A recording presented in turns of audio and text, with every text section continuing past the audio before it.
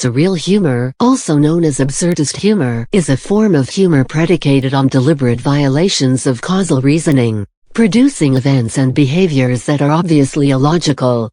Constructions of surreal humor tend to involve bizarre juxtapositions, non sequiturs, irrational or absurd situations and expressions of nonsense. The humor arises from a subversion of audiences' expectations, so that amusement is founded on unpredictability, separate from a logical analysis of the situation. The humor derived gets its appeal from the fact that the situation described is so ridiculous or unlikely. The genre has roots in surrealism and the arts. People speak of surreal humor when illogic and absurdity are used for humorous effect. Under such premises, people can identify precursors and early examples of surreal humor at least since the 19th century, such as Lewis Carroll's Alice's Adventures in Wonderland and Through the Looking Glass, which both use illogic and absurdity, hookah-smoking caterpillars, croquet matches using live flamingos as mallets, etc., for humorous effect. Many of Edward Lear's children's stories and poems contain nonsense and are basically surreal in approach. For example, the story of the four little children who went round the world, 1871, is filled with contradictory statements and odd images intended to provoke amusement, such as the following.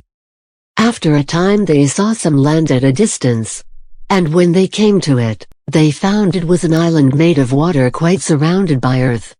Besides that, it was bordered by evanescent isthmuses with a great gulf stream running about all over it, so that it was perfectly beautiful, and contained only a single tree, 503 feet high.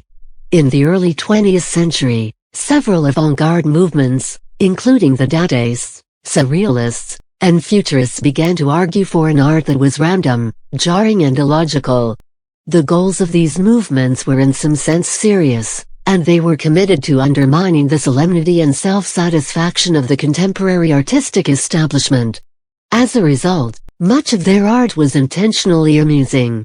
A famous example is Marcel Duchamp's Fountain, 1917, an inverted urinal signed armut. This became one of the most famous and influential pieces of art in history, and one of the earliest examples of the found art movement. It is also a joke, relying on the inversion of the item's function as expressed by its title as well as its incongruous presence in an art exhibition.